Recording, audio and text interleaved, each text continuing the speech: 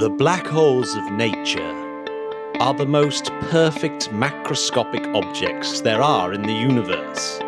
The only elements in their construction are our own concepts of space and time. The Interplanetary Podcast. The exploration of space for the benefit of all mankind. Your hosts here in London, Matthew Russell and Jamie Franklin. Oh yeah, baby Chandra. I wasn't sure if you were going to give it its long name or not. I was hoping you would. I think it's Subramanian Chandrasekhar. My word. Well, I enjoyed that very much. A Nobel Prize-winning physicist who died exactly 1/4 of a century ago today. 25 years ago today. Rest in peace. Hugely important. Well, the Chandra Space Telescope, for example, is named after him. No diggity. But, Jamie, I want to talk about arguably the start of the space race. Well, then I want to talk about it. It's the 21st of August, 1957.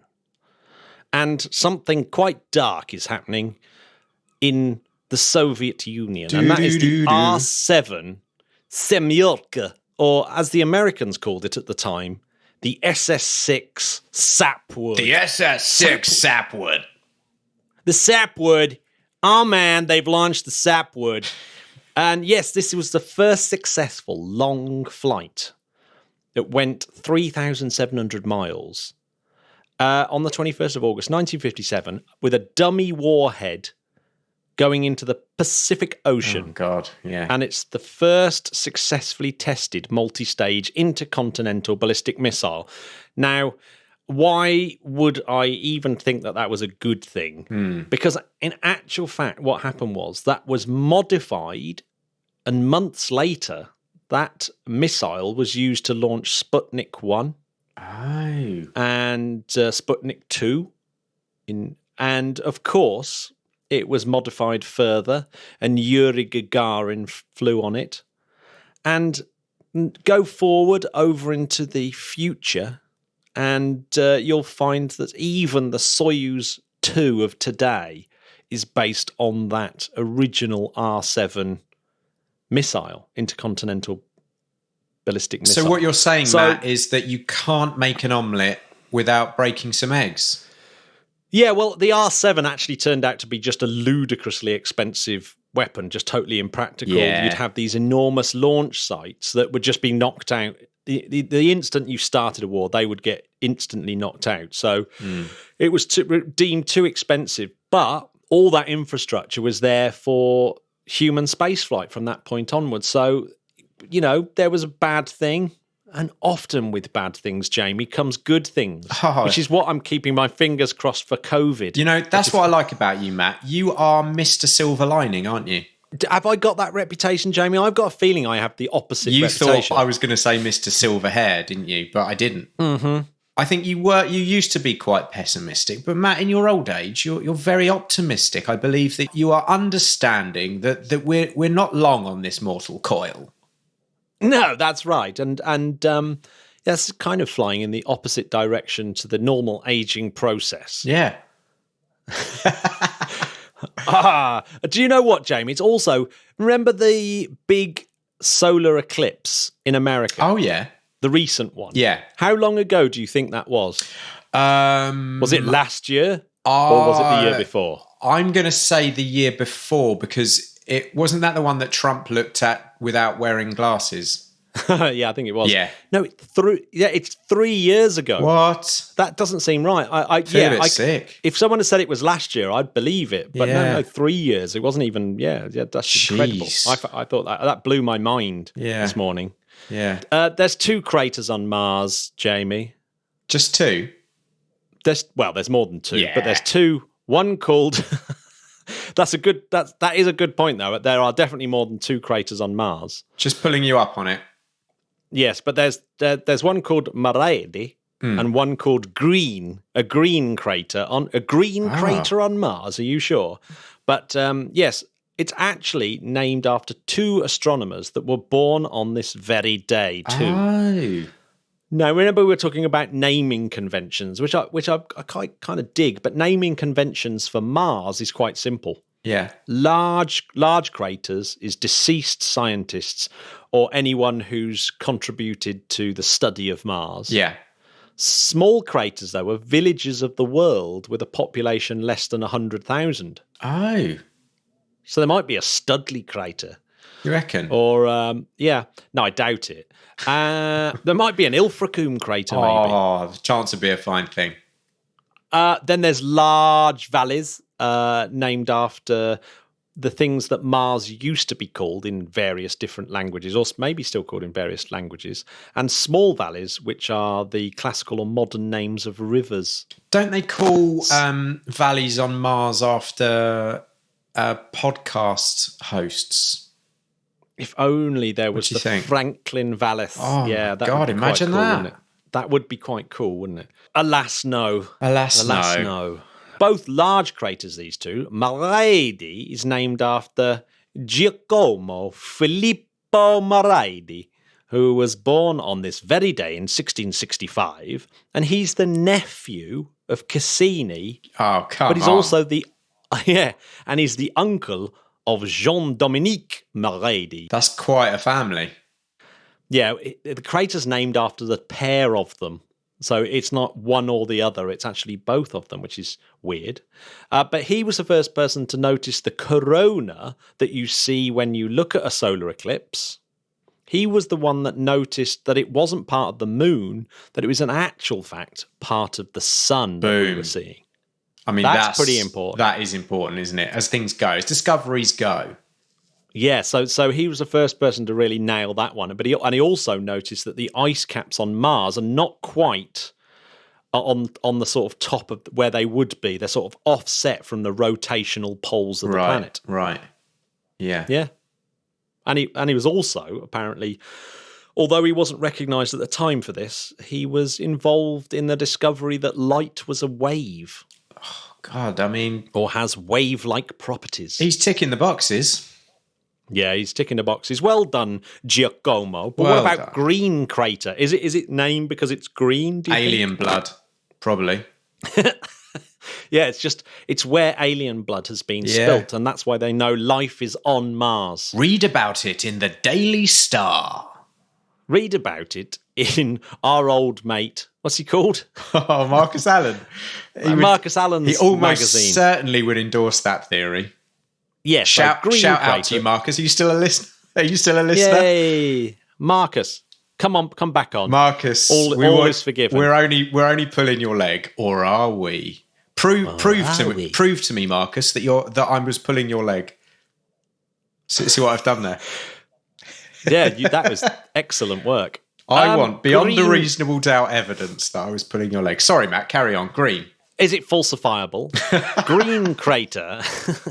Green Crater is named after a chap called Nathaniel Everett Green. Solid.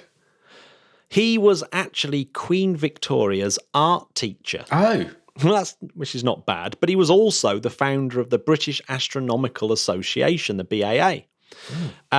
Which I gave up my membership of that to join the British Interplanetary Society. So it was like I had to make a choice because funds were low. But I might actually rejoin. Do you know what? I might go back, but because it was a very good. You've got all sorts of stuff. And he was also the president of that. But what he was very well known for was, because he was a great artist, he would draw Mars. He would get his telescope out and do brilliant drawings of Mars. And he was the first person to point out that perhaps the canals that others were seeing were probably an optical illusion. Oh, yes. Yeah, how cool is that? That is super cool. The big news, I think the big science story that I liked this week, though, Jamie, was one involving a giant star. A giant star, okay, yeah, I'm listening. A giant star. So back in 1295. Yeah, I remember it. You remember from history, obviously. Solid year. From your GCSE history, you remember that Marco Polo was returning to Venice after visiting China. And right at the same time, deep in the bowels of Betelgeuse, or Betelguese, however you would like to say it, was bubbling up something quite amazing. And it was bubbling up. But just when I say giant star, so Betelgeuse is 1,000 times the size of the sun. So if you plonked it in the middle of the solar system, its photosphere, i.e. the sort of where the light actually shines from, would engulf the Earth, probably engulf Mars, and maybe even go out as far as Jupiter. That's how big this thing is. Damn. So it's absolutely enormous. That's big. But it's only 20 times the mass of the sun, so it's very gaseous. It's far less dense than the sun, but it's 7,500 times brighter. So you'd have to have a pretty serious sun cream if you were to visit. It's kind of like me and you having a chat after you've been for one of your Birmingham curries, because you're full of gas, but you are much brighter than me. I don't think that's true, Jamie. You have a marvelous brightness that shines through. Oh, shines through every episode of the podcast. Wow, I mean, 199 to date. Crazy things. Crazy times.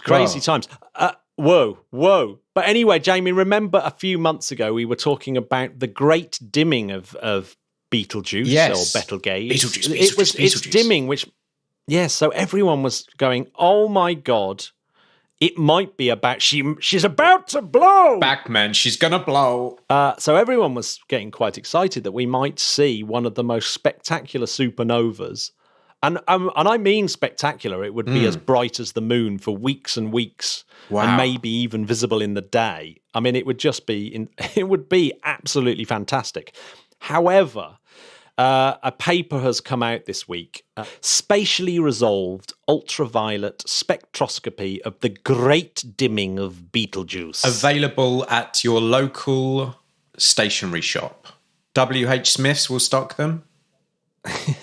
But this is the scientists from all over the shop: Harvard, Smithsonian, the Leibniz Institute, Massachusetts Institute of Technology, etc., etc. So lots of people. Leibniz, don't they make the those great chocolate biscuits?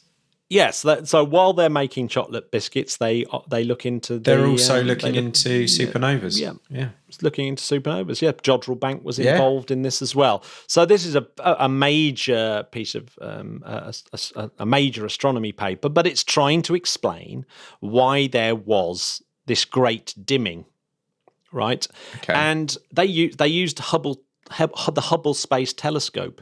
Now Hubble and Betelgeuse are almost like they're being designed for one another, because Betelgeuse is close enough that Hubble can actually resolve the star, so it can actually make out surface features of the star. Okay, which is absolutely phenomenal, right? Wow. So it's very, very, obviously Betelgeuse is very, very big, but it is close enough, 725 light years away. And of course, that 725 light years is why I mentioned Marco Polo, because this was all happening through our telescopes at the beginning of this year, but was actually happening when Marco Polo was going back to Venice after visiting China. So even though it's close, it's still a long way away, and the light has taken that long to reach us. But so Hubble was watching it, and they noticed that before this dimming, there was actually the photosphere was expanding, but expanding in a kind of weird place. Yeah. And the Hubble Space Telescope actually looked in the ultraviolet spectrum at this thing and was able to pick out, using something known as the magnesium-2 line emission that was coming from the chromosphere, that there was a sort of bulge coming out of the southern hemisphere. So there's this big, very big bright spot that's not normally there, and it was not associated with the rotation of the star and its poles, which is unusual. So it often has these bright spots appearing, but normally it's somehow related to the rotation of the star itself. But this one wasn't. And what they think has happened, if they were looking at the K line, which is to do with iron, and this magnesium-2 spectrum line, and they think that there was this pulse or acoustic shock within the star. Right. Basically a super hot plasma bubble bubbling up from within Betelgeuse. Damn. And you've got to think of Betelgeuse as this giant circular spherical lung. So it's like a spherical lung that's breathing in and out. So unlike our star, Betelgeuse has this sort of 400-day period where it's going in and out. So it's got something like 900 times the sun's radius, but that goes up and down quite considerably. Yeah. Either way, as it sort of breathes in and out over 400 days. So just over a year, it breathes in and out. It's got this cycle. But it appears that just as it was breathing out and becoming big, it's also having this bubble come up through it. And it's this coinciding of the bubble coming up, or this plasma bubble coming up as the star expands at the same time, that's pushed it out into space, pushed this load of plasma, hot plasma, out into space. And that hot plasma has turned into dust as it's got further away. God damn. And it's that massive cloud of dust that has blocked the light and caused Betelgeuse to appear to dim. Oh. And so it's this ultraviolet observation that they've made that's been able to sort of link this bright spot, this large convective cell and mass ejection, and this dust cloud. I'm kind of gutted, Matt, because we won't get to see the supernova after all, or not yet. Anyway. Well, I don't know, because they actually don't. They don't say in this paper they don't know what the cause of this big star burp was. Right. It's in fact, this is what Andrea Dupre, and she is a legend. She's an octogenarian. She's 80 and she works at the Harvard Smithsonian. She's the lead scientist on this at 80. Can you believe it? God, and she says, With Hubble, we see the material as it left the star's visible surface and moved out through the atmosphere before the dust formed that caused the star to appear to dim. So, beautiful. Yeah. Was she on the line, or was that you? Yes, I quickly recorded her. I phoned her up and said, "Can you, sum this up for me?" Just give us a quote, yeah. So there's other stars that do a Brilliant. similar there's other sort of stars that do this similar dimming effect. Right. Core Borealis phenomena. So they think it's similar to that. So these are AGB supergiants or post-AGB supergiants. So they're looking at that and the similarities between those kind of things. But I tell you what's really frustrating now is that Betelgeuse is, as we look at it from the Earth, is too close to the sun to observe. So they're not able to observe it for a while, which kind of is a bit annoying. But they think they might be able to observe it using either stereo, which is these two spacecraft that are out observing the sun. So they might be able to observe Betelgeuse from there, or they might even be able to observe it from one of the Mars landers. Really? Yeah. Oh, that would be cool. Yeah, that's really cool, isn't it? So, they can keep an eye on Betelgeuse and see if we really are going to see a supernova. I don't think we are. I mean, the chances are quite low, but oh my God, if we do, it will be very, very, very exciting. Oh, I love it. Yes, I'm a big fan. So yes, a massive star burping and the burp turning into dust. I mean, I wish I knew what the process was of how this giant plasma turned into dust, but it's like a weird cough, isn't it? Imagine hot burp that turns into dust. Seems weird. But do you know who we're going to have to ask, Matthew? We're going to have to ask our guest on the 200th episode next week, Mr. Eric Berger. Mr. Eric Berger is definitely an expert on Earth weather. I mean, he knows about he's going to have an answer for us. If anyone's going to know, it's going to be him. So yes, next week, 200th episode, we're going to be joined by our Patreons and with Eric Berger. So that what an awesome. exciting show. The 200th, insane. And yeah, one of our favourite people.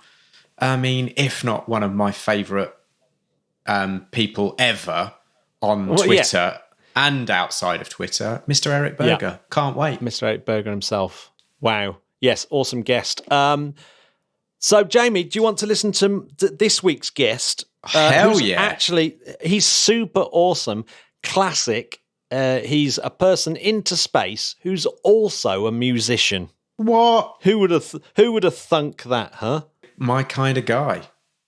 This is a space entrepreneur or a serial space entrepreneur. If only there was a word like for entrepreneur that had an S, began with an S. Sontrepreneur.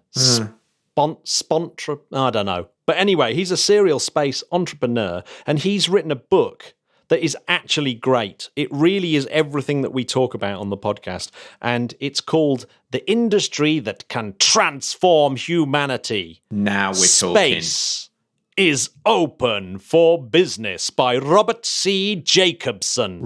C. Jacobson. I don't think I've ever seen a book with as many sort of people from the industry saying how good it is. Glowing reviews. There's lots and lots and lots of glowing reviews. And he's we're going to have a podcast competition. So over this week, we're going to be, if you check out our Instagram and Twitter, there'll be a chance to win copies of the book. Get out. Yeah, big time. And I'm telling you, it is definitely a book worth owning. It is 100% worth owning. You have to get your greasy mitts on it. You'll have to go to our social media channels to find out how. I mean, don't believe us. Read the reviews. Yeah, read the reviews. So, yes. Do you want to listen to my chat, James? And yes, after our chat, please. We'll have some huge podcast news. OMG. Let's roll the tape. OMG. So you have to listen after the interview because it's huge. It's huge, I tell you. Huge. So here we go. Here we go. Kutai. The Interplanetary Podcast, putting the ace back into space. I'm here with Robert Jacobson, who has a new book out. Welcome to the show, Robert. Thank you, Matt. Great to be here today on the Interplanetary Podcast. Yes. I've been checking you guys out for a bit, and I love what you've continued to create. You've got a new book out. Can you tell the listeners just a little bit about it? Because I actually think this is just about one of the most up the street of the Spodcats book possible. Give us a quick synopsis and then I'll dive in with some questions. I'm I guess you could call it an astropreneur and an investor in the space sector.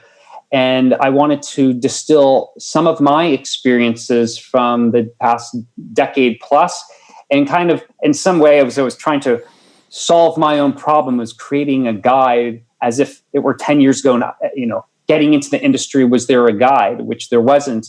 So I kind of wrote that book for myself, but I'm really writing it to other investors and entrepreneurs, although it can be enjoyed by anybody, as a really insightful guide to this evolving industry. And I think some of the differences with maybe my book is that I wanted to not just share my own research and analysis, but in a sense go to the experts in the industry, about over 100 in and around the industry that included industry leaders, other investors, and gather their insights into the economics and strategies for this industry.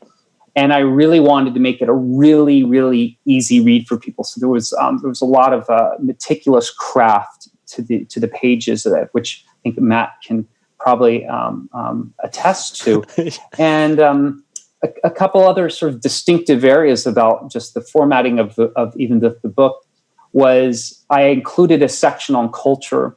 And I think culture is actually a really unique aspect of space, and not just the culture of space, but of how popular culture and things like the arts and science fiction have influenced space, and how space influences them. It's kind of a virtuous cycle there. And there's a section that I also include in the book on how to sustainably grow the industry. And I think many times we always talk about, growth just for growth's sake, or we look at the $360 billion US industry or the global space industry. Although now they're saying it's even larger. I think a report came out yesterday that it's maybe even 400 plus globally. But I also wanted to go to some of the policy experts and say, look, if you kind of had a magic wand, or if you're talking to other government leaders, policy leaders, what are things we could do to, as a nation, and where I'm an American, or people in their respective countries, to help grow the space economy in their representative communities. So yeah, there's quite a lot of. Well, we'll unpack each of those little things as we go along. I think that's a really good synopsis of the book. Okay. Did we actually say what it was called? A Space is Open for Business. So yes. I want to actually start with that actual title. Space is Open for Business. So that term, space, is hugely broad. So presumably there's lots of little kind of silos of space that we can talk about, and I'm assuming that all of them are starting to become open. But yeah, what are the sort of main important areas that you're talking about when you actually are talking about space? Yeah, thank you. And in the subtitle, which I think is important, is the industry that can transform humanity. So space, yes, is a broad term, and space has been an idea that it colors our imagination and our dreams. And for thousands of years, we drew paintings in caves. We looked to the skies. We still do. We just had a recent new comet visit us that was actually discovered by an amateur astronomer, which is pretty amazing. And so many times in kind of our contemporary society, and saying 20th, 21st century, we'd think of space as purely as a place, which it is. It's a place for commerce. It's a place for exploration. But it also enables inspiration. And I think that we can think of space, in many times space is also a metaphor of like inner and outer space. And it connects with, I think, these times where we're in, with the kind of this COVID times where we're being challenged on all sorts of assumptions and what our own reality is. And I've also been thinking about space, not just outer space, but inner space too, that space as an idea and as a place can potentially provide all sorts of things, and it can be personalized. So if you're, say, a painter, and you can do that, whereas if you're a hardcore technology entrepreneur, you might have a different relationship with it. So a lot of times it's about these relationships to the word and to what it means, and I think it's okay to have multiple definitions or meanings of it. And a lot of the emphasis in the book is geared towards sort of the lower Earth orbit part of the of space being open for business, and that's that sweet spot, kind of like around where the space station up and higher, but essentially not where we have our geo communication satellites, much further out. But a lot of the economic activity is going in lower Earth orbit, which is fantastic. And I do discuss, how there's a lot of energy right now going towards the moon and a little bit on Mars. Although at the moment there's not an urgent economic case today saying that like why we have to do something on Mars. But we need to go to Mars. We need to do all of it. But the economic rationale is a little more maybe difficult to make. Well, why is it happening, really? Why have we suddenly... Why, and like you mentioned this before we came on air, that there's a growing interest in space. Why is that happening, and why are we seeing this kind of what people call new space and or Space 2.0 or whatever you want to call it? And what are the things that it's impacting the most on? I think there was a recognizing by in some people in the investment community that they started. Well, first of all, they started saying, well, why are these super high net worth individuals like Paul Allen, Sir Richard Branson, even Bill Gates invested in satellites in the late 90s, but more contemporary Jeff Bezos and Elon Musk, why are they investing in space? It's not just that it's cool. They've started realizing there's something else. And you start looking at what's going on in space. It was a highly customized type of activity, government to government only working with maybe a few select large, essentially government contractors. And it was a slow business. There was things happening on a very iterative rather than it was iteration versus innovation. The industry was actually very conservative and very cautious. It's not like somebody says, hey, I have a new satellite bus that does all this. And we have like this, we've gone from, the Pentium 3, we're going to put the Pentium 10 on there. That is not how the industry works. They're actually really slow and very risk adverse. So investors, I think, and some entrepreneurs are saying, hey, maybe this is a little bit opportunistic, saying, look, there is this energy going. There are some things that we can disrupt. And it's kind of like you start poking going, oh, okay, it's launch right now. And I think launch is probably an area that's maybe a little bit, there's probably enough launch capacity globally in terms of all the startups that are out there and other established companies. But then they start looking at that, just going, okay, well, what are the rockets carrying? Okay, they're carrying satellites. And then people start looking at habitats and going, okay, what are you doing with those things? So it's some people refer to it maybe as like they're looking at Moore's law opportunity in space. And I haven't seen the actual graph where it's the same type of exponentiality where like of growth, but maybe you could make an argument that as the cost, the true cost to getting anything, any type of atoms of mass to space decreases, that you will be able to create so much more new value. Because essentially what you're having is like I use this this analog to like in the 90s internet infrastructure. And you needed companies like Cisco building essentially internet hardware. And then you had companies that were like such as Google that were relying on things like Cisco to build their applications. And then Google eventually kind of becomes its own bit of infrastructure, and other companies start developing and spinning off, or technology, swirls coming off of that. And I think that is what we're seeing. And so the low hanging fruit initially was launch early on. But I think a lot of that is kind of like it's a very if I use a blue ocean strategy, it's a very red ocean. It's very bloody and lots of competition there. It's not some place you want to jump in there today. And then there were these small sat Earth observation constellations in the vein of Spire Global, Planet, and others. And now you're also seeing data services, and even some of those observation companies are even trying to say, we're no longer a space company, we're a data analytics company. So there's all sorts of micro movements within this new space evolution, and I think it's great that this is all happening, and I even think that the failures are something to be expected. So when companies go bankrupt and something happens, they're not all going to survive, let alone thrive. So it's just part of this process. You just want to make sure that if you're if you're an investor or entrepreneur, you can at least learn. The bruises aren't so severe that you end up in a coma or dead.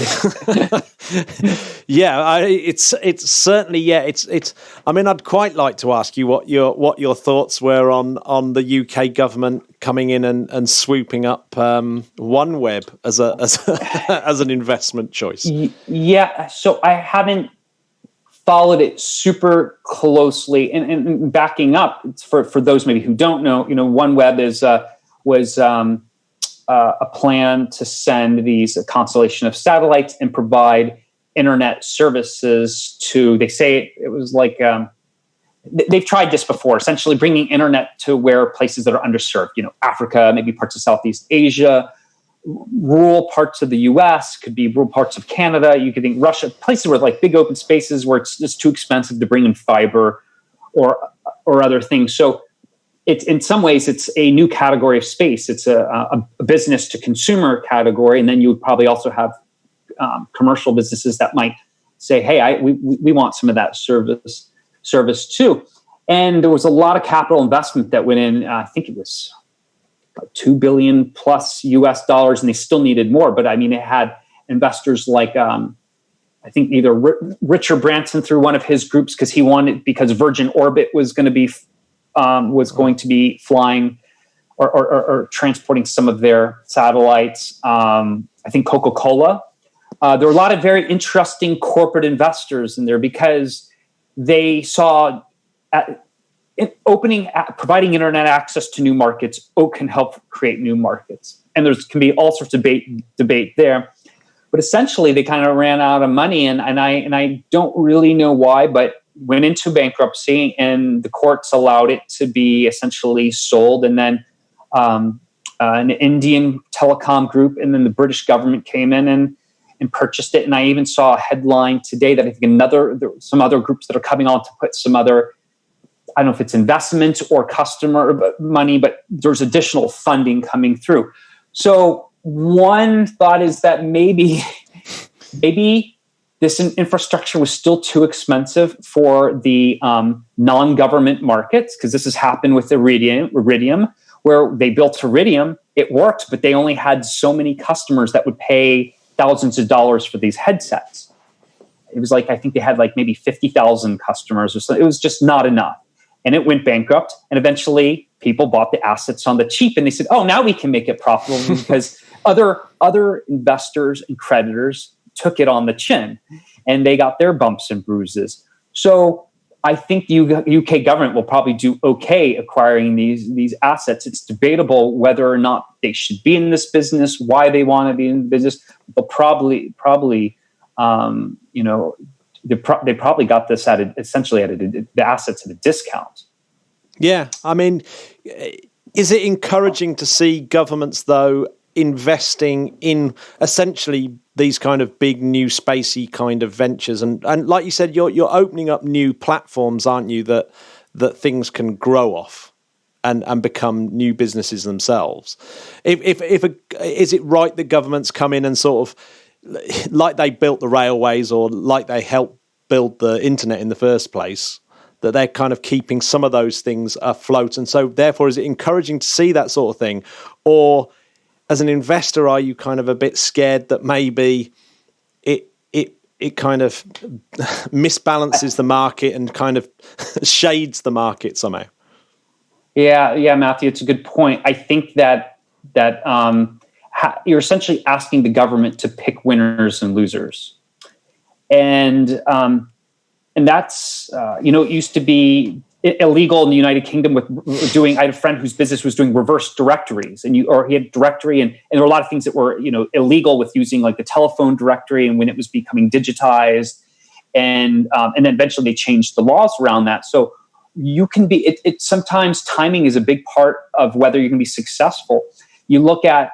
I'm going to go back to. And a lot of credit. I'm going to go back up. A lot of credit should be given to Greg Weiler, though, who started OneWeb, and he had projects before this because he was initially building, I think, ground stations in his early part of his career in Africa, and he really believes in this as a real thing. And then maybe later he saw the economic opportunity, but I think he really does want to help a lot of people with this. So I think a lot of credit should be given to Greg in terms of his effort there.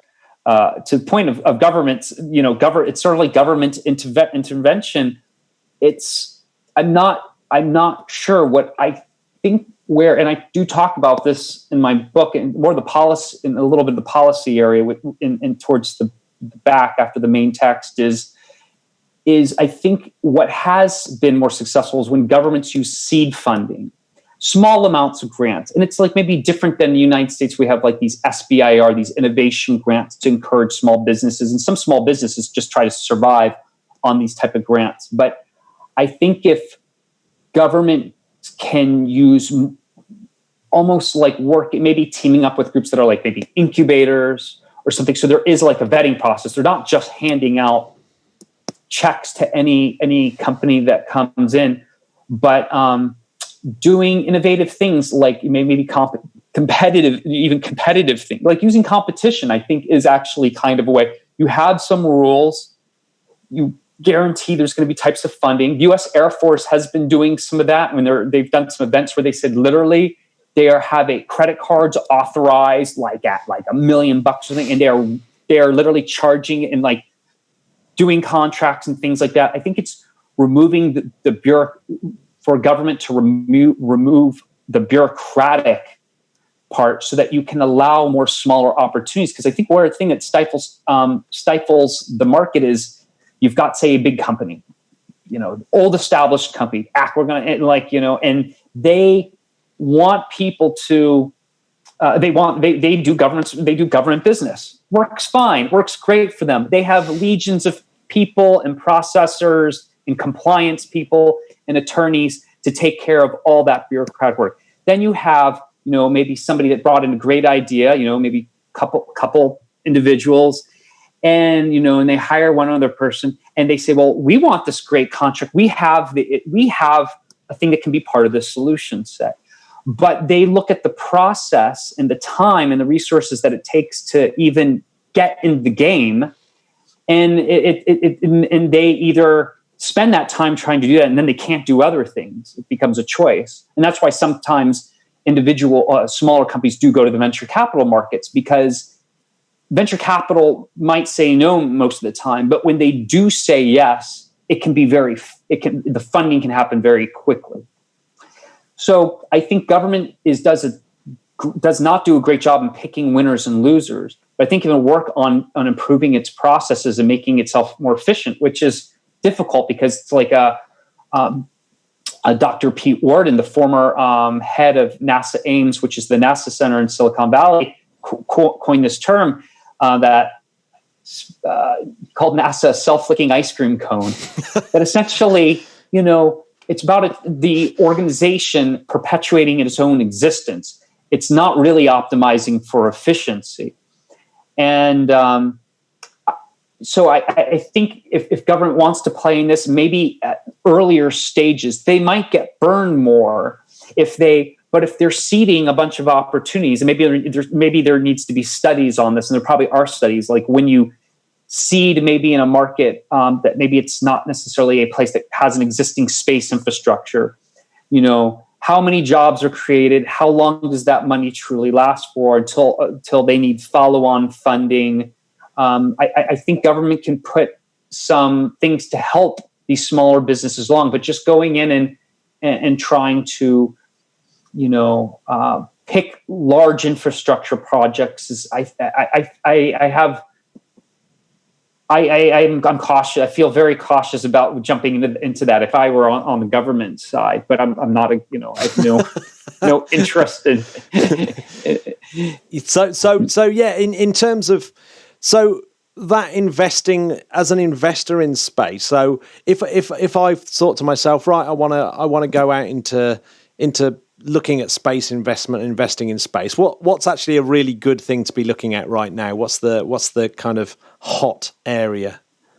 Well, as a disclosure, I'm not making any specific recommendations, and one should always we get a bunch of consult letters with their tax and legal advisors around that. But there's a lot of activity in B2B, business to business, and business to government. And I'll put a little caveat here that I find it's kind of funny, because if you look back a few years ago, there are plenty of interviews and articles where many investors came from being entrepreneurs, and they, many times these roles flip-flop, being back on the backside on both sides. They'll describe as both sides of the table. And they'll say, if you're too focused on like government money, government contracts, don't talk to us. But now you actually look at many of the larger, newer style space companies, and a lot of their business, they have a lot of booking of business within government. I'm not saying it's good or bad. The government, I think these companies do an excellent job servicing the government, and this actually helps the entire space economy. But it's kind of ironic when people at one point they were saying, if you're taking too much money from governments or you have too many contracts, we're not interested. But now there's this whole category called B2G.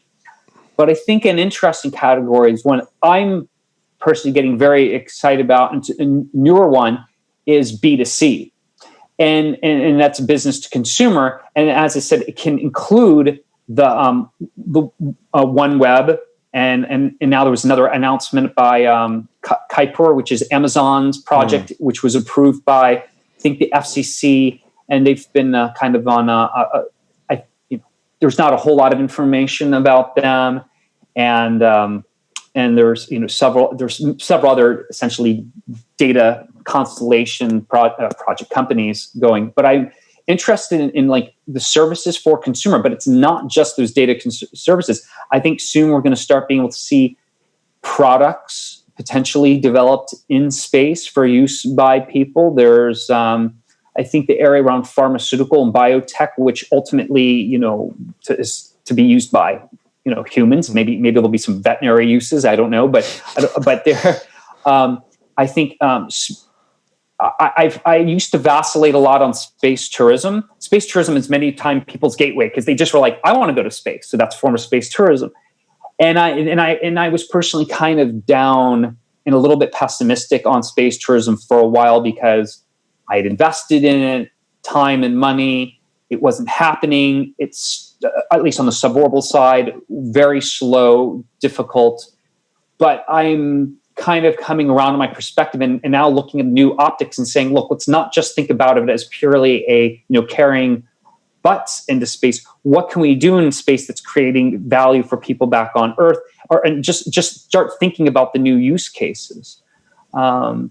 I'm actually working on entrepreneurial on a space themed B2C business, a very large market, and we have good use cases, and we've got a pilot project that's been in space that's been completed, and so that's an area I'm bullish on.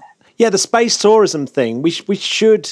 I mean, I know we've been saying it for some time, but it does look as though like Virgin Galactic are sort of almost there, doesn't it? It does. Actually taking people and look, up. It's been a very long development path. I was at the very first Spaceship One flight to space on June 21st, 2004, and that really kind of changed almost everything for me. It's funny that I didn't go to the follow-on flights. I kind of felt like it was just so cool the first one. Like I didn't know it was like I hit my peak experience, and I didn't want to like ruin it of like, it's been very slow. And after I think the first competition flight, that's when they put the Virgin Galactic sticker on, and because essentially Branson was licensing the technology from Spaceship One. But I think the challenge, what I had learned, and I didn't know any of this when I first got in, that they were using these hybrid rocket engines, which they were essentially sticking like rubber from tires, ramming there as a fuel, and it works reasonably well for these air launch systems, but Virgin has learned that the system has not scaled. They thought, have Spaceship One, we'll build this bigger Spaceship Two. I mean, that was kind of like sort of made sense. And they didn't really have the propulsion. What I had always dreamed of, and they didn't do this, is that they would team up with another company that was just a propulsion company, and just be done with it, saying, look, hey, if this isn't working, cut bait and go with something that's actually working. And another thing that I think was proposed, and I don't know why this didn't happen, was they could have commercialized Spaceship One. They could have just essentially continue to do some flights. After the first 3 flights with it to space, essentially Paul Allen wanted it in a museum as a tax write-off. And so he took as a tax write-off, but they could have continued to fly this. take a passenger on there is going to pay you, I don't know, pick a number. I'm sure there would have been, just to continue, even just to prove that, say, hey, there's a market, even if it's small, and that we're not going to kill somebody or injure somebody, and then, figure this out. But I think there was so much enthusiasm that, like, we need to do this in a bigger way. And you look at you go back in time, and you can go to, like, the Internet Archive and look at the Wayback Machine, and this proves it, and look at those press releases where they were saying, by 2007, we're going to be flying, 2008. And they kept on pushing up like a year, and that hasn't happened. So I have a sense that maybe Sir Richard and maybe him and his advisors did not really know early on maybe the state of the technology, the true state of the technology, and that how long a potential hardware development program can really take. And I imagine he's disappointed because he wants this to be a big part of his legacy. There's no doubt, but it's a struggle because they still kind of have this beautiful looking machine. It glides. I know they want to do a powered flight soon from New Mexico, but I question, like, what the turnaround time between flights are going to be. There's a lot of things about the operational part of the business, and now it's a public company and people can trade the stock, so that kind of has its own sort of psychology around that. And I almost look at that as like the stock and the actual business as being in some ways two related but different things. Yeah, that is an interesting point. I mean, the book is very much in the vein, from what I've read so far, in the fact that you obviously want space to happen as a big thing, and you want it to happen. It seems almost for the good of mankind, in terms of you want to see space opening up because it's really the last kind of economic place we can go to sort of generate wealth and prosperity, I guess. With that in mind, what do you see are the sort of roadblocks in the way, and what do you see as the way that people voting for governments or people just in their own home can kind of change attitudes to try and push those barriers out of the way? Yeah, I think that the sector sometimes has a difficult time telling the story of space. We have these amazing people stories when whenever there's a new documentary on, let's say, Hubble. There's a new one from the BBC that came out, I think, in April or May. It's excellent, and I can't think of the title, but the BBC did it, so it should be easy to find. And that's a 30-year-old instrument. And I thought that, I was like, I thought I knew everything about Hubble. And they put out this new documentary with new photos. Just blew my mind. My wife and I watched it. Just like, wow, And I think the storytelling aspect, because humanity, we're social creatures and we're all about stories. And I think we need to improve the story about space. Maybe the first part of, or maybe the second half of the 20th century in the space story was about the Cold War and space, and in space does a beautiful thing, where it can inspire competitive instincts in a great way, but also allows for cooperation. And I think, as one of your previous guests, my friend Rod Pyle, has talked about, like, co-opetition. And which is kind of, or people sometimes say having frenemies, they're both like your friend and you're also kind of competing with them. I think not so much an enemy, but now we've got this competitive process going on with commerciality, and they're competing for contracts and they're competing against each other, which is good. We're sort of still, as a species, as a civilization, still in the place where we're competing is kind of, it's ingrained as kind of part of us. There's still a lot of us sometimes deal with scarcity mentality. It's like, and there is finite resources on Earth. However, in space, or at least in the solar system, it is not infinite resources. And that's one thing people from the space sector and many advocates will talk about the unlimited resources of space. There are maybe unlimited resources to some extent when you talk about the universe. But we need to frame it where we're first of all thinking of ourselves as residents of the solar system, not just on planet Earth, a spaceship, which we are passengers on spaceship Earth, which we need to do a much better job caring for and preserving, keeping it the blue planet green, as my friend Jeff Grayson would like to say, and a spaceship that's traveling through the solar system, and we are visitors, and we should be able to explore and properly use. And there's a great paper that I referenced in my book by I think he's essentially an astrophysicist out of Harvard named Martin Elvis.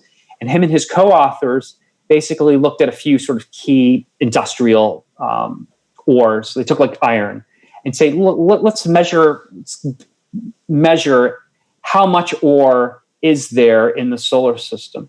And if we're at a continual, let's look at growth rates over the past 100 years. And if we continue on the growth rate, how long would it be until we used up all the ore? These are iron ore. Good question to have. I mean, and they essentially come back and say, look, if we continue on like our current growth rate, we could kind of like use everything up in the solar system in like, I think it's like 300 years. What? I don't remember the number.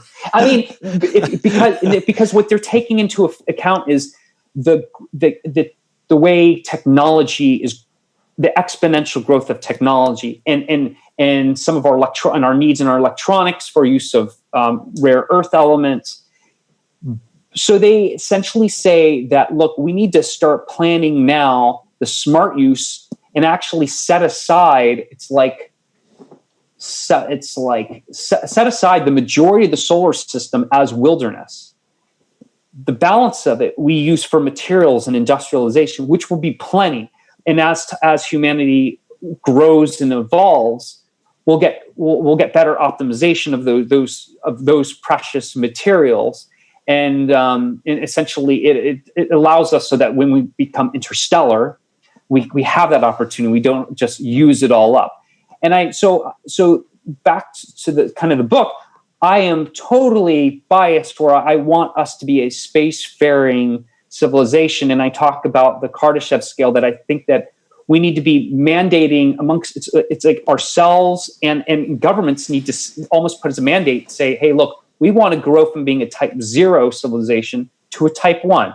Doesn't matter how long it takes, but the fact that this is something we're going to do, put that in some type of, and formalize that. Just by putting it out there, it'll start putting it in people's minds.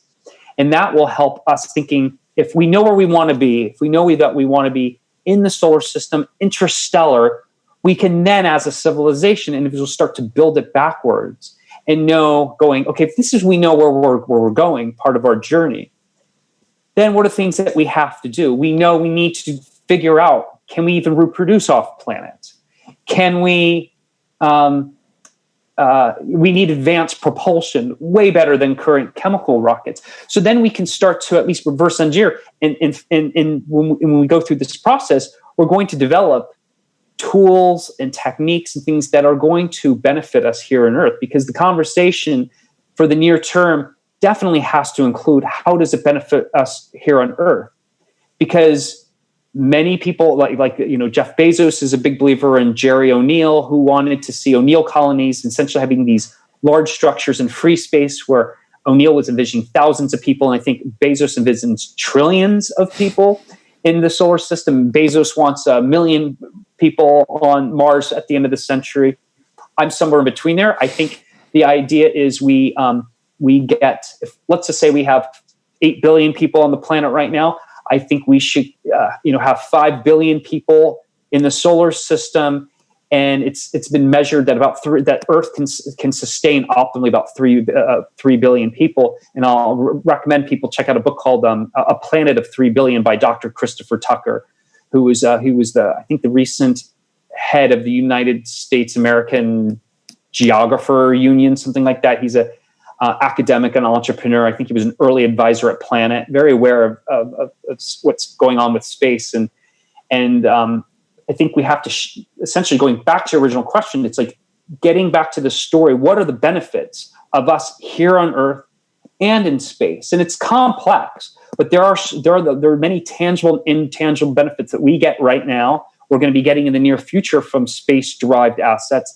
And there are benefits as we go out. And it's just not, I think it's like such a big clunky thing. It doesn't get articulated sometimes super well. I describe in my book, I have a term that I coined that people are free to use called ROIII. And that's return on an investment, innovation, inspiration. And that's one of the things that space can do.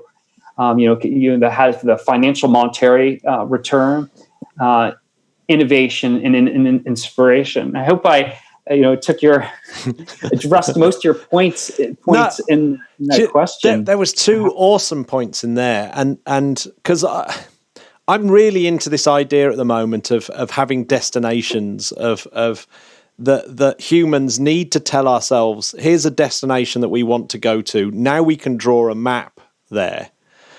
But it seems we're just always too busy firefighting that we never actually decide where we want to go. And I think it's a really good point with space. If you just said we want to get to a Type 1 civilization, just something as simple as that, I'd never really thought about that as being a kind of destination, but it works really well. The other point that I thought was brilliant is I've been sitting here thinking, obviously, and I think a lot of people are worried.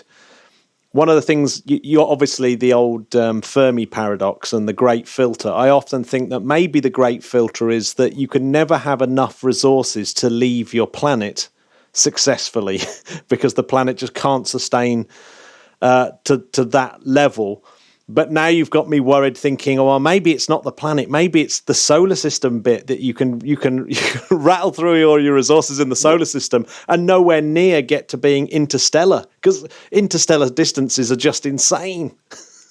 There's true concern about that. We could actually do a really great job of settling and having people and robots living in perfect harmony in the solar system, and then when we're kind of ready for human interstellar flight, we don't have enough resources, and that would be just such a tragedy. It's a tragedy I'd not thought before. I'm going to have a sleepless night now. Oh no! but there are those. I was on a call with someone who. I won't name them, but they work at NASA, and he was very hopeful that. Now, hope doesn't mean anything. The hope doesn't mean anything. It has no worth in that sort of way. It's just an opinion. But he said, from what he is saying, he believes that there is going to be technology, essentially, maybe even coming from. He didn't say this, but he was almost applying like new discoveries from physics. That might be, potentially around the corner, maybe like, say, a generation that could open up things like interstellar and basically advanced propulsion. Because unless we should work on life extension. We could work on all these parallel issues. Don't make any assumption that any one thing is going to be our silver bullet. But the idea of, freezing embryos or just downloading us into a computer and shipping us off on a little spacecraft on a laser for 10,000 years. And, these things I'm going, okay, they're novel. They might have some pilot projects, but I don't see that as being the way to kind of truly expand our civilization. And amongst all these incredible challenges, and it's great that there are, researchers looking to that. The near-term stuff, like those who really want to go to Mars or are inspired by Mars or the moon, it's great that we have this energy, and that's creating a new story and inspiring people to do all sorts of initiatives here on Earth. And I think that's fantastic. And look, despite all the international, some of the international issues, let's say take Russia and the United States as an example, they're still cooperating with the International Space Station. We forget that as it flies overhead, that there is a multinational, for those who are politically correct, multi-gender, racial. We have a very diverse group of people that work together, live together, poop together. May I say that? They're in a very small enclosure, and they come back changed people. Sometimes their DNA has actually changed, but they are actually they've experienced the overview effect. They've done science. They've talked to kids.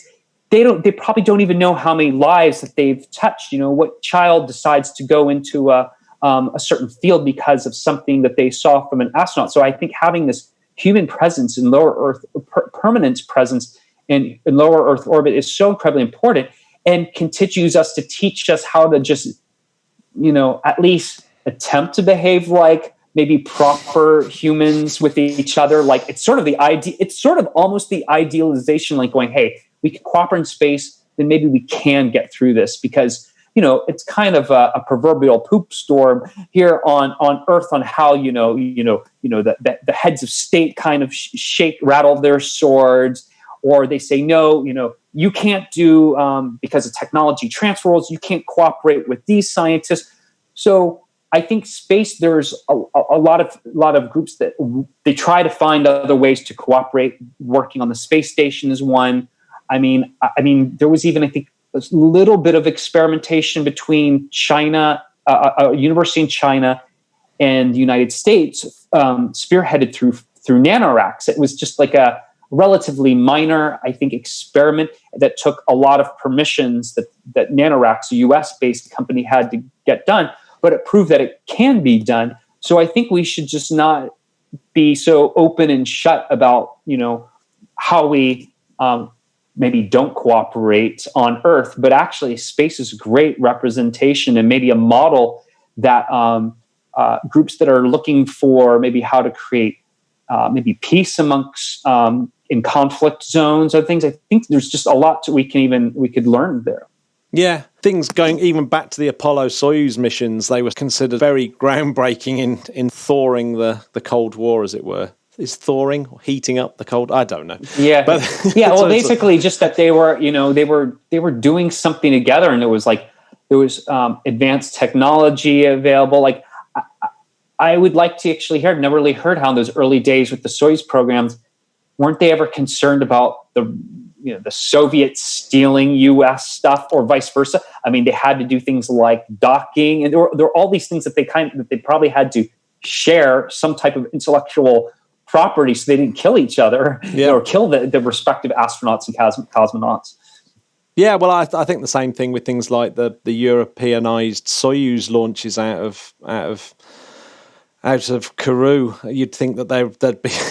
It's quite hard for them to sort of hide the like you said, the intellectual property. But I guess that's it, isn't it? You have to have cooperation. I think space is so big.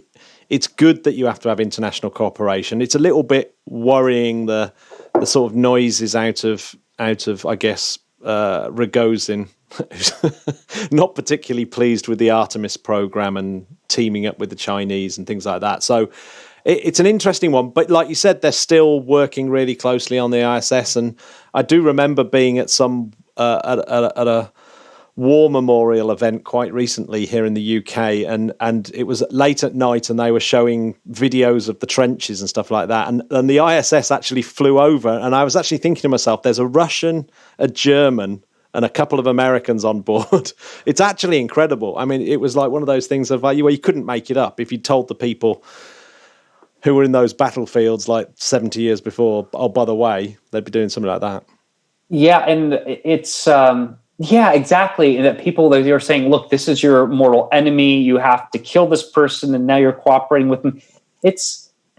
So I think space has a lot of representational models that we can probably learn from, maybe de-escalating conflicts. And I think it's a beautiful thing what we've seen right now. We've got three missions to Mars. And so Mars is going to get a little bit crowded with some new robotic activity, which is great. And I'm thinking about I'm increasingly impressed with United Arab Emirates, and they've had an interest in space for a while, and they keep investing and reinvesting in this mission. They made a big point that it should be an inspirational part of the point, and they're trying to reach out to people and culture outside of their own borders. And I think that's really I think that's very useful. Yeah, is there Are you ever concerned by, because right at the beginning of the year we had a chap called Robert Jacobson on who was talking about how crowded low Earth orbit is getting and how seriously in need of proper legislation and actually thinking about that this is a finite resource and really we're thinking too much about investment and not enough about sustainability in that sense. Does that worry? Does the kind of sustainability, because what you don't want to do is shoot yourself in the foot before you've even started, right?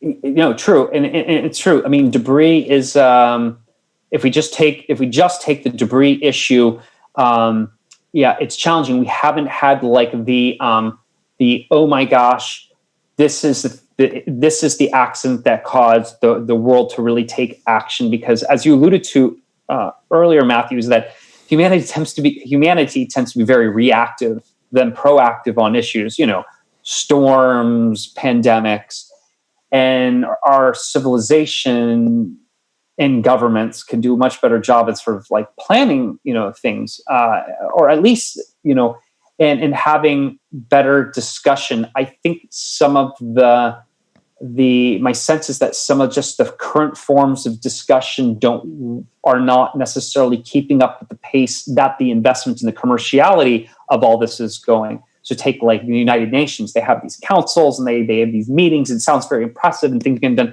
but it's all kind of very slow and sometimes not as practical. And business people and entrepreneurs are kind of like practical looking, solving issues. And sometimes they go really fast on their effort. And then something's, I'm not saying that they don't care about debris or being smart custodians of using low Earth orbit, but they just want to go fast. But we do have like some debris issues. So like, I'm reading here that we have approximately 23,000 pieces of large orbital debris larger than 10 centimeters, and approximately 500,000 pieces of debris between 1 centimeter and 10 centimeters. And then this is kind of crazy, 100 million pieces of debris smaller than a centimeter. But when you have things moving at 35-ish thousand miles, kilometers per hour, that anything that would hit you or something else can inflict damage. So I think there needs to be proper addressing. A personal belief is that all new satellites should have a real, if they're a low Earth orbit satellite, they should have a way they're either going to be burned up in the atmosphere or recycled. They should have just a more robust end of life plan that maybe, and we should be dealing with these things. But unfortunately, the commercial side is still kind of slow on debris because there's not a lot of economic use cases. There's a few companies that are doing tracking, and there's some that are that are involved with orbital debris. And they might be today doing that, but there's no customer yet. I don't think there's a government that'll sign up and say, hey, we're going to pay to clean up someone else. They'll say it's someone else's mess. Or how do we know that paint chip came from ours? Right? Yeah. Well, presumably it's also a little bit awkward if you want to go clear up a Russian satellite, you're not allowed to touch it, even though it might be dangerous, right? Yeah, exactly. So I think I think we need to be more proactive in these discussions about how do we, what is the minimum amount of debris we're comfortable with. It seems like right now it's just about kind of growing the amount of debris. There hasn't been a globally decided threshold. No. Presumably there's not been, the analog for that would presumably be say an oil company. The oil companies haven't really been asked to pay, clear up the mess of the downside of the oil industry. Yeah, that's a great point. They call it externalized costs. When a factory or a power plant creates whatever it's creating, whether it's energy or a product, you can't just keep everything in the factory. The emissions have to go somewhere, and it's usually into a waterway. There's a waste stream, and until we better, again, as a civilization, I think part of this is factoring in these externalized costs now we have the tools to measure, and we sort of can say, gosh, so many people get affected by, they get lung cancer, they get asthma in urban environments. So we're now getting better job at measuring. And space has been tremendously helpful because we use satellites to measure all sorts of things into how the planet is changing. So we need these observation systems. But now we also need to also start figuring out as a civilization, how do we better control these? Buckminster Fuller, who was the thought leader, architect, designer, had coined the term spaceship Earth. He created that phrase where he said, there's like no pollution. It's just like an underutilized resource, which it was a paradigm shift in thinking. But right now, if I start my petrol-based internal combustion car, I can't just stick something on there and capture things that come out of the tailpipe and say, "Oh, I'm going to take that to like the bank and turn that into some pounds." I've got some carbon monoxide. Do you want to buy it off me? Exactly. So I think we're at this transition point where these things are being addressed. I just think they need to happen faster because we have the climate change issues and governments change every few years and liberal democracies. And I think space has to become used to the idea of resiliency to weather through these things. Like, if for several years in the term, if the spending is less, on space, just developing resiliency. And I think it's a theme maybe that just us as individuals can learn.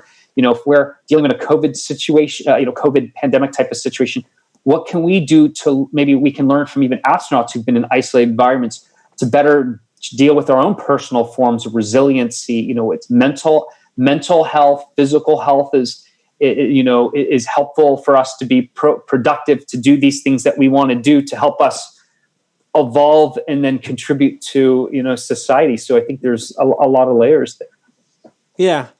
So if I was going to sum up the book from what I've heard, it's kind of, there's a little bit of the roadmap to how to get to a Type 1 civilization and how you think it's panning out so far. Is that a fair assessment? I think there's definitely some of that backed with some of the current and recent activity to sort of show that this is not all just fantasy or a fiction story, and also to inspire even those who say, well, look, I'm not a venture capitalist. I don't want to build a space station, but I really love space. There are also ways that I talk about how it interlocks, and this is kind of the cultural element of how one can get involved or they can do new things. I'll briefly touch on a newer business that I don't think I'd mentioned in my book, but I know one of the founders of it. There was a company called Space VR, and they initially wanted to create. I think they were initially wanting to put either cameras inside. They wanted to put cameras, VR cameras for virtual reality on the International Space Station. And then I think they kind of pivoted to doing a free-flying satellite to give people the idea of this overview effect. Great concept. Put on VR goggles in here on Earth, feel like you're going to space. And they've further pivoted, and I really like this pivot, is that they have built the world's first, or it's a waterproof VR headset. Now, why waterproof? Well, there's an idea that's been around since I think the late 60s called flotation tanks, which that can go down the rabbit hole of some of the early research that was done there. And if people don't know about flotation tanks, or it's sometimes called isolation tanks, and I've done some floating myself, and I think it's a marvelous activity, but it's not for everyone. And they are now putting people inside these flotation tanks. So think of it as a bigger bathtub. It's enclosed, so it's completely dark, and you wear earplugs, so you're trying to get most of the sound out, unless you might have some tinnitus or which a little bit of guys who've been around loud music have been around. Oh yeah, big time. And you put on some earplugs, and the water is warm to just about your body temperature, and they put in a whole lot of salts. And you start to, so when you climb into this thing, it's a little bit slimy, but essentially you're floating on top of this.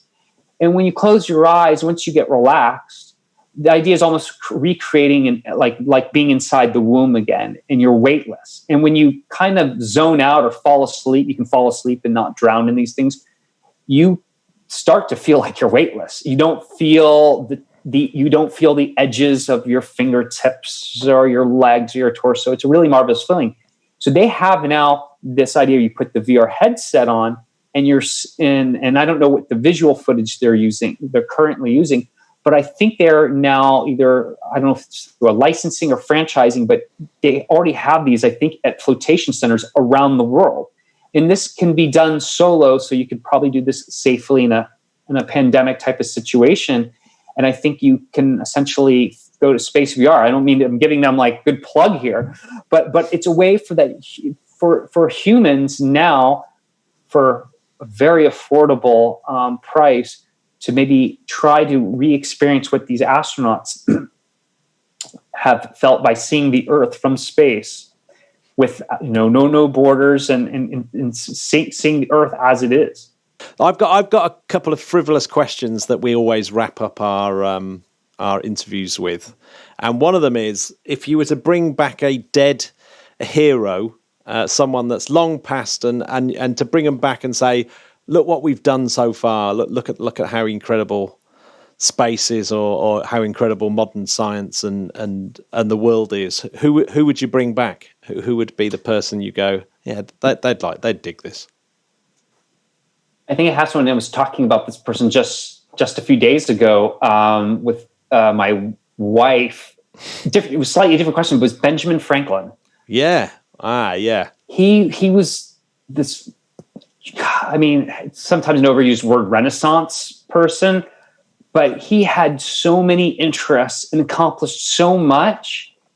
And if he had the tools of digital and like space, I mean, who knows what he would have enabled or started. Yeah, he's He probably would have had a podcast. He would have had podcasts with you. He definitely would. You know, one of my favorite things of Benjamin Franklin. Funnily, I gave Jamie, who's a Jamie Franklin, I gave him Benjamin Franklin's autobiography because I just thought it was so amazing. The bit where he moves to a new town and sets up this thing called a junta, which is this idea of a sort of debating club where you're not allowed to be emotionally attached to the thing that you're debating. I just think that the world could really do with like little junta spaces now where people could sandbox their ideas and talk about things and have other influence. And he did it so he could meet all the influential people. I think it was in Philadelphia that he did this, and he did it so he could meet all the really influential people and get in with them and learn as much as possible. And he's really great. Yeah. I love Benjamin Franklin. Yeah, I think what you're speaking to is we've been in a time where I think humans are emotional, but we're also able to cooperate. And it's great that we can express ourselves and our feelings, but we have this rare ability to cooperate, and a lot of other species don't have that ability to negotiate and cooperate. And I think we really need to, it would be helpful if we ourselves, before, I'll say this, before we send that, late night email or whatever it is, just say, am I being rational or not? Because so many times, especially I think in this heightened sense of this pandemic, it's very easy to get in an irrational state, and sometimes makes us do things that we regret. Yeah. Well, I mean, Twitter and Facebook are certainly really, really, because they're the kind of, they're even easier than the late night email, aren't they? To just rant and yeah, true. I think you just lose your mind on those platforms. It's bizarre. Yeah, but bring back Benjamin Franklin. I don't think he'd be impressed by Facebook. Well, there's a tool that I use on Facebook. It's Facebook won't like it. I call it. It's called. It's like Facebook. It's the extension called Kill Newsfeed, and it's got like a cross that goes through Facebook. And when you run it on your I think it runs on most of the browsers. when you open up Facebook, essentially nothing is there except like if you want to post something, everything else is blank. Yes. And it's kind of beautiful because it makes you forced to think about going like, oh, what is my friend Matthew doing today, or some what's going on? It's like it kind of makes you think before you do on Facebook, and you don't see the news feed. Oh man, I need that in my life. Well, that's the third revelation. Right, kill newsfeed. Kill newsfeed. I'm on that. It'll actually I found when I installed it, it increased my happiness. Oh man, it must do. The depressing thing is I have to use Facebook for work, and I have to use Facebook for the podcast, and I get sucked into it. I'm an awful person, and I get sucked into Facebook so easily. You're just human. You're just human. It's just we've all been down there, and we should all still support and like and do all these things and comment, but just to recognize that like when we're posting things, we're just posting opinions, and we all have opinions. Yeah, and it's okay. Well, exactly. Unfortunately, the opinions get attached to the people. I think that because Benjamin Franklin was very good at that of splitting opinion up from the person saying it. And that's what I found really inspirational about him. That's why I really liked him. I've got the final frivolous question, because we spent about half an hour before we started recording the interview talking about music. So hopefully you'll be able to, because it sounds like you're an exceptionally talented musician. And we were saying, this is quite common in space people, but it sounds like you know your onions. So have you got we've got a space playlist where we've got lots and lots of songs relating to space, and you're not allowed to have David Bowie because it's obviously too obvious. But have you got a space related song that could, well, hopefully give the optimism about space? What's your favourite space related song? No Bowie. Oh. Space-related song. Can it be? Is it possible? Could be instrumental? Yeah, I know, absolutely. We got a bunch of instrumental stuff on there. I mean, this is. Yeah, I mean, for me, and he's a personal friend, but he's also just. I mean, I discovered his music before I got to know him as a person, but the music of Ben Monder,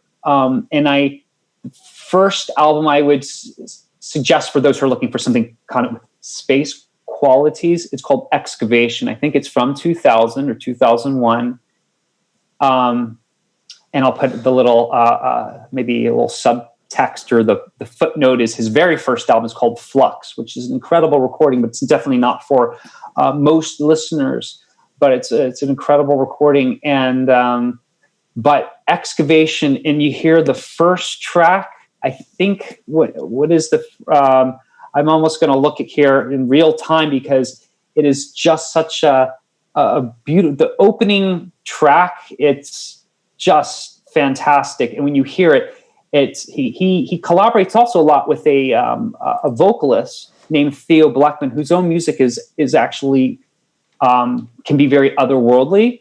And they've done solo albums separately and together. They have a duo and do stuff ensemble work. And their music is sometimes beyond category. And this composition that I just love the opening of, when they do a fade in, it's a solo composition. When you hear it, and it was recorded, I think, live, you'll go, how did he do this? It's called Mistral. And that's Mistral by on the album Excavation by Ben Monder. And it is and it's the opening track, and then the final track on the album is a beautiful rendition of "You Are My Sunshine." And I don't know, is the song "You Are My Sunshine," is it popular in the UK? Yeah. No, I think all US songs make it popular in the UK. Okay, yeah. But he does a really heartfelt rendition of "You Are My Sunshine" is the last one, and I think Sunshine in some ways is connected with space because, I mean, gosh, we have like mothers singing, so many times mothers sing this song or to this song about sun, and we are, like, probably all of us, including the Earth, we're made of stardust, as people think like Carl Sagan said. So, we have all these references. Sometimes we don't even think about it indirectly to space, You are my sunshine. Like, okay, what does it think about? Like it's kind of heavy. Yeah. Well, yeah, it's so true. I've noticed that the second song on the album's got a great name, Lucius Pangolin. How about that? That's I think he predicted COVID-19. No, I think I heard a story that with some of his titles, he likes to just go into like either medical dictionaries or just dictionaries and find really cool sounding words, something like that. I recently learned that window pane, which I did not know, I've heard the piece for a long time, was actually a reference to LSD. Did not know that. Apparently there was like this way of putting LSD into your eyes, which I've not done LSD. I don't know, but apparently there's this thing about how they would use droppers and put it into your eyes. So going down the cultural rabbit hole here. So. Yeah. Well, I wonder if Pete Green used to do that, and he passed away this week. Oh yeah, Pete Green, from a musician from Fleetwood Mac. Exactly but right. Matt, I really appreciated being able to really enjoyed speaking with you today. No, absolutely my pleasure. And I'm going to carry on working my way through this book. It really is, I have to say, it's extremely dense information-wise. When you were saying it was simple, it's I think it's really well written, but it's so dense, and you've got so many really, really cool people I noticed helping you out on it, and it's really good to see some of the names like Dennis Wingo and people like that appearing in various. Yeah, parts my good buddy Dennis. I love Dennis. We've had, Dennis is a good friend. Look, the book took a number of years to sort of craft, and there was a bulk of it which was sort of written, maybe say in a there's sort of two separate pieces. I kind of wrote a manuscript, and then in parallel, I interviewed a bunch of people, and then I took highlights of those bits from the people and kind of started inserting them into a big lumpy manuscript. And that's where my fantastic editor came in, and we started shaping this to make it really, really a good read, dense, but a very good read. And I'm taking some of those long form interviews that I did with people.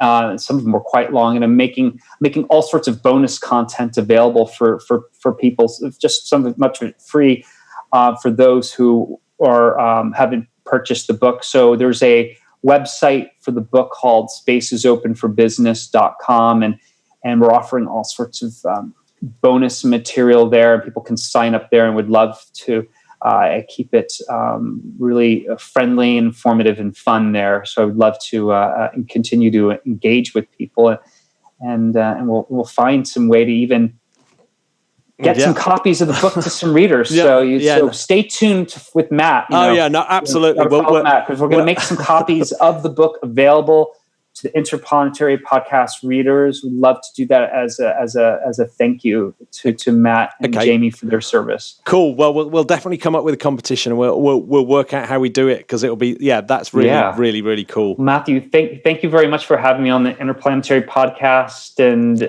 my pleasure. I appreciate your time, and have a successful weekend. The Interplanetary podcast is alive! So there he was, Mr. Robert C. Jacobson. I mean, I know we say this a lot, but what a legend. He is actually a legend. Yeah. I think he knows some people that you know, Jamie. You reckon? Yeah, well, he's mates with a chap that plays with Bowie. Whoa. So, I mean, like a as guitarist. if I didn't already love him enough. Yeah, exactly. You had to throw the B word at me. I'm absolutely smitten. So definitely go and buy the book. If you know that someone likes space, why don't you buy it for them? Yeah, it's a good book. It really is. I mean, Matt, let me ask you this. Is it too early to buy a stocking filler? I don't think it's too early to buy a stocking filler at all. I think now's a good time to buy a stocking filler. Great time. Before the world falls apart and we can no longer do it. Matt, where was that optimism in the beginning of the show? Well, talking about the world falling apart, Jamie, I'm going to let you tell the listeners the big podcast news. Oh, my goodness, listeners, try to fight back the tears. But after next week's show, the 200th episode, I'm going to take a break. We've been doing this, Matt, for we worked out over 4 years now. this weekly show. And I absolutely love it beyond imagination. And I love all of you peeps who've been so kind to us. The podcast, don't worry, the podcast is still going ahead because Matthew is absolutely the right person to be the heart of the podcast going forward. But yeah, I'm taking a little break. I will definitely be back at some point, but I'm taking a bit of a break to write some music because, Matt, I've bought a load of musical equipment, and I think that maybe I can write one mediocre song. What do you reckon?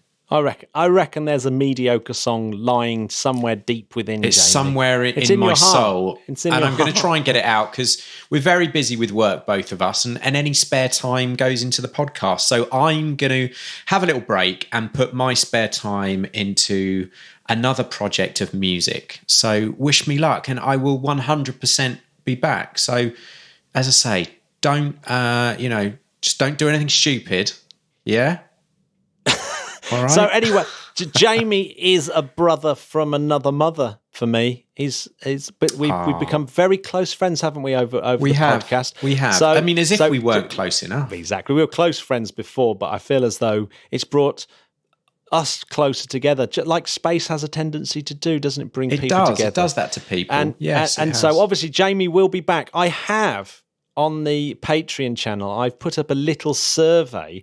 So if the listeners want to have a look at the survey, it's just to give me some ideas of what we want to do next. The patrons have already had their say. It looks like I'm going to be trying to have a special guest host each week, and maybe the patrons themselves will form part of this circle of special guest hosts each week until Jamie is fit to return. So we want to know definitely what you would like to hear going forward. And if that means tweaking the show a little bit, then we're going to do that. Yeah. We're very conscious of that. We want this to be for you, and it is for you. It's always been for you. We've never done any advertising, and we want to make sure that the people who support us, including, of course, our lovely Patreons, that they are our priority. So, yeah, thank you so much for all the support. My God, 4 years. So there we have it. That's my supernova. Oh, boom. Like a massive star, you've done a burp of dust on us all. There we go. Sorry for covering you all in my plasma dust. But yes, hopefully, it's going to be good. It's going to be good. It's going to be. It is. It's going to be better, new times. So bear with us. We'll just take it 1 week at a time. So 201 onwards. There's already some special plans. I've already got my 201 host. There we go. Up. Yeah, it's going to be awesome. That's it. That's it. Episode 199. That's our news. But listen. We will be back next week because 200th episode with, as I say, one of my favourite people ever, Eric Berger. We're going to get some of the Patreons involved. You can't miss that one because that's going to be just the best thing ever. Yeah, I mean that is an order, literally. Yeah, it is an order. So yes, if you feel as though you want to have a say in the shaping the future of the podcast, have a quick gander over at Patreon where you'll find my little Google form. It's good. I've already had some great suggestions. Give us some feedback. And some That's really what we're here for. Good input. It's really lovely to hear nice comments as well. Like, I mean, what other podcast, Matt, has the option to shape the show like that? Yeah. I just don't know, Jamie. This is beautiful things. This is unprecedented times all round. It really is. That's it, isn't it, Jamie? That's it. So what are you up to this weekend, Matthew? I am. Do you know what? I don't know. I'm going to do like you, Jamie. I'm going to be doing a little bit of music. Yes. I've got to finish off a cover of a Queen cover, which I've done. It's a Hard Life, which actually turned out that the guitar parts are really difficult and very complicated. Glory. Well, Matt, if anyone can do them, you can. And when are people going to be able to hear these Queen covers? I've heard them, and they're insanely good. When are you going to stop depriving people? Well, do you know what? That we might actually have a Jay, Ian, and myself. We might do a. Now we've got all these covers. We might do a podcast that delves into each song in depth while we play our covers. What do you think? I love that. That just need a something name. I will absolutely subscribe to. So, Ladies and gentlemen, keep looking up into the skies and see what you may spot. you might see a star going supernova. Yes, please do. Report back. Thank you. Au revoir. Bye, nice my friends. See you soon. Bye.